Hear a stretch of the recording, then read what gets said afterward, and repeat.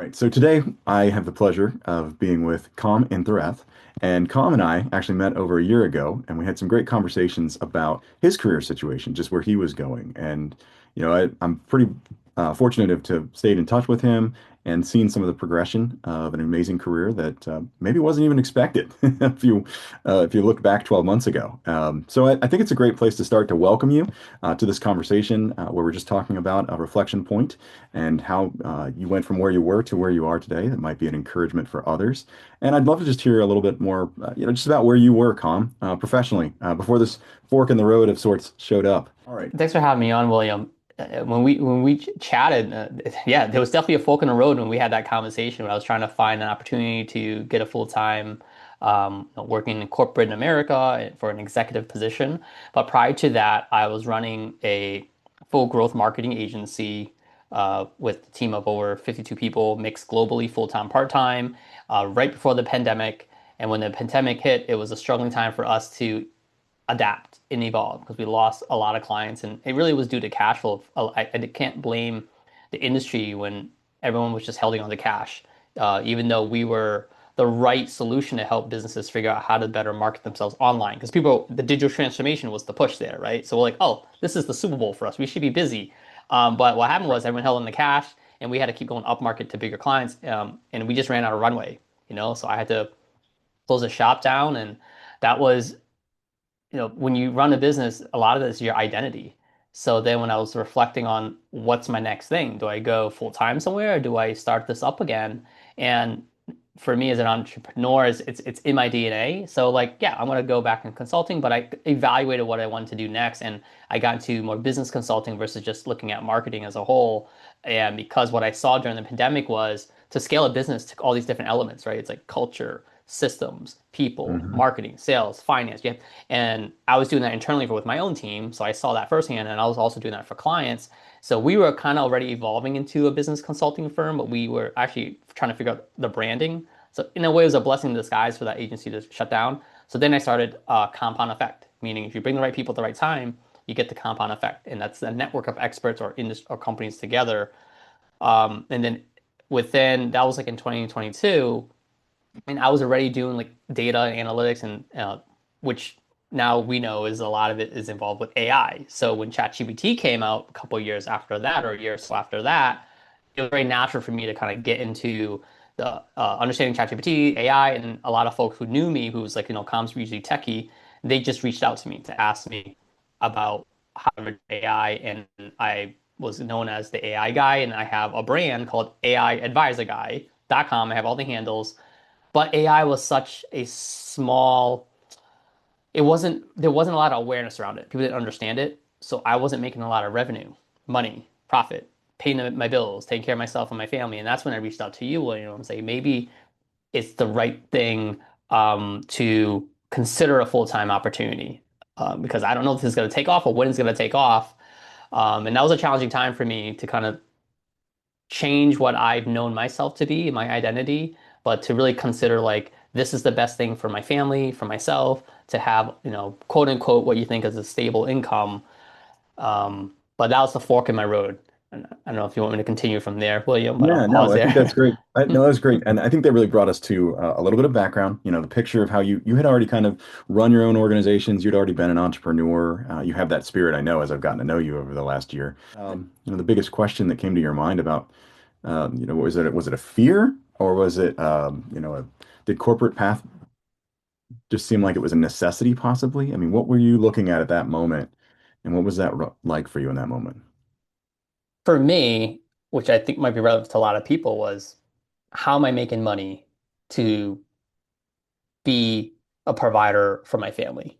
Yeah. Right? What's the path of least resistance? What's going to be stable? What's going to be reliable? Because when you're running your own business, you're betting on yourself, and you can only control what you can control. I have no problems betting on myself, but my wife and other folks in from a family standpoint, they're very conservative, which is great. It balances me out. Um, so I had to figure out, okay, what's the fastest way? Because like for the first 5 months, and I wasn't making any revenue because it was just like no one was really understanding the value of AI was. People were like, they still just wanted to learn it. It wasn't like I need to learn it. It's a nice to have. And then when you and I were chatting, this was happening. And then what happened was around like May or June, there was it was in the news. And like that was literally the turning point. Like that Yeah. news was just the timing of it. Now my phone's ringing. People reaching out to me. Hey, I want you to come in. We want to pay you to kind of do literacy training. We want you to do a workshop. We want you to uncover business use cases. Like so, and then business started booming. But still, I was still getting applications. I was talking to recruiters. I was still looking at what's out there. Um, and by the end of the year, as I saw like my revenue was growing and stability was happening from a pipeline standpoint, I was like, okay, maybe I can slow down the job search thing. Um, and I haven't looked back since, going into this year, right? That's 2025, going now with 2026. I did get an offer to be the head of AI for a company and, paying between 350 to 400 plus 40% equity. I mean, I mean, depending on some people say that's a lot of money, other people say it's not. It depends, but I think that's a very good great salary. I think that's a lot of money. But when I look at my company and I compare the revenue, the profitability, opportunity too, and I see the pipeline of forecasting, I'm going to make way more. Plus, I'm going to have a lot more flexibility in control. Um, so to answer your question, I was a little bit longer there, William. It's number one is the money, but then number two for me was the culture and control. I was nervous about if I go into a corporate setting. Yeah. I didn't really like that when I was in corporate setting prior. That's why I started my own business. Well, and you'd already had signals that showed you could do this. You'd proven it that you could operate the businesses. You'd proven that you could do some of these on a small scale.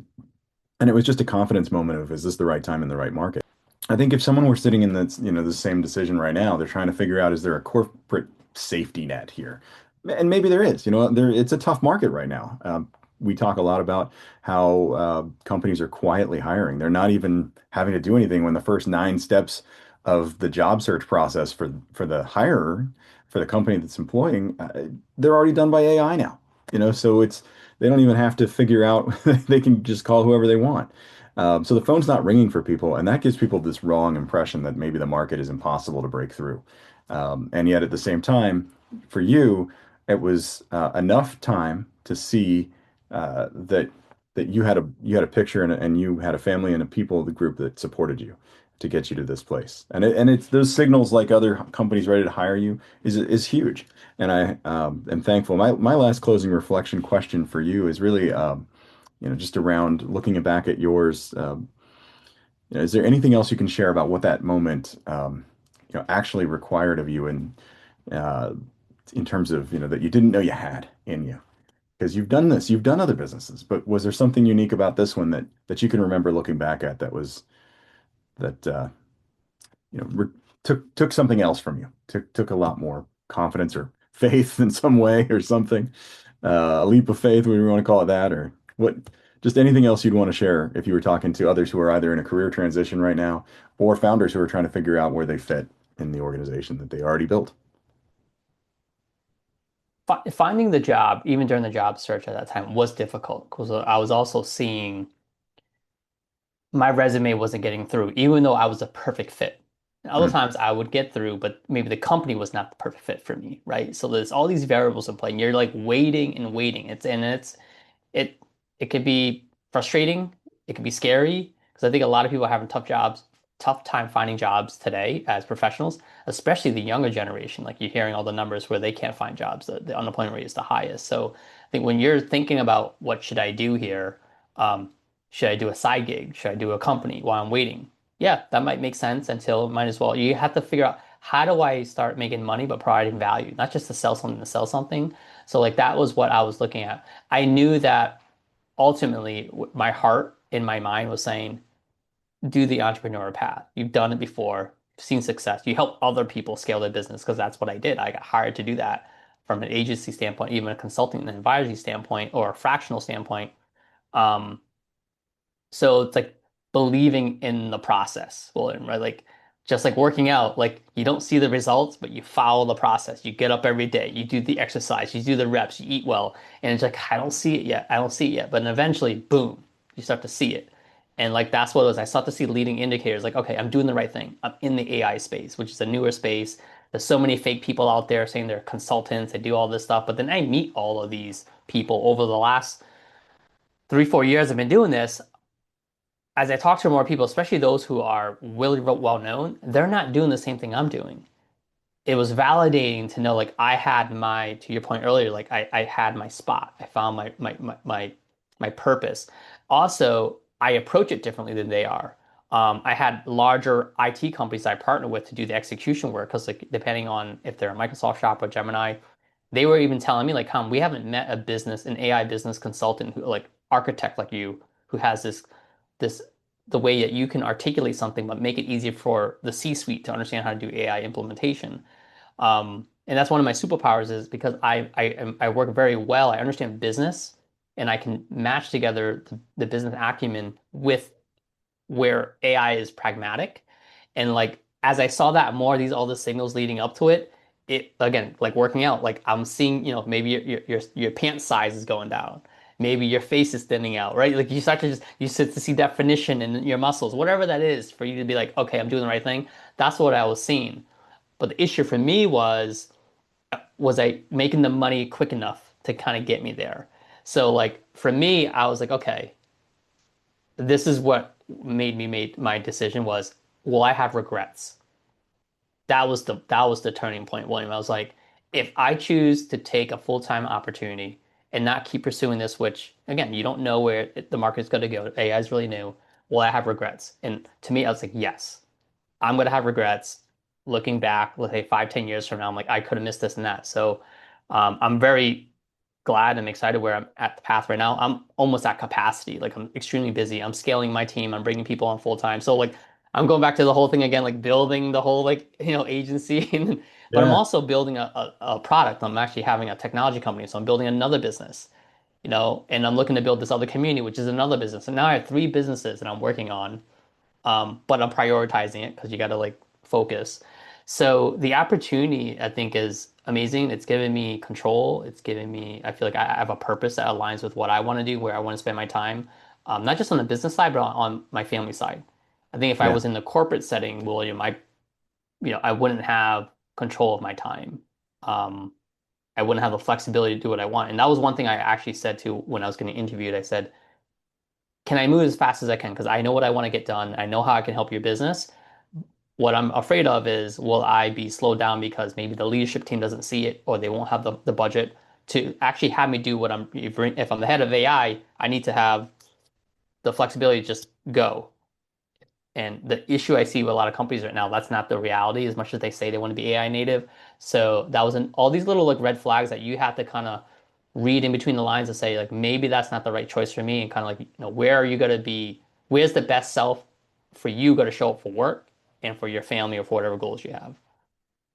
Yeah, and you had to feel your way through that. You had to think your way through that, and everybody's situation is a little bit different. You have a natural bend towards moving quickly, but doing it with real direction and real purpose and real clarity. And I think everybody wants to move through this career transition and just get to their destination, but the journey isn't always that easy. And I appreciate you sharing a little bit more about what your journey was like to give others confidence, maybe to consider if they need to look at a route that is non-standard to the corporate America route, or if they want to have those conversations with our advisors at Reflection Point, they could talk about that because that's what we do the best as well. We help people all the time really evaluate and do their due diligence to look at the companies, make sure they recognize what's important to them, and make sure that they have a really clear picture and path forward with the person in their corner. It's been a great to spend the time with you, Com, and to hear a little bit more about your success. Congratulations as we continue to stay in touch and see your continued fruit from all the projects and the businesses that you're helping. So thanks again for being on our conversation today. My pleasure. Thanks, William. And anytime, happy to, come back or, talk shop more if I can provide any Yeah, more well, just that insights founder with your side, with your audience. for sure. We've got both sides of the organization and where we help people with career transitions and with people who are established founders trying to figure out what to do. So you're going to be on speed dial, my friend. Thanks for your time. All right. You're welcome.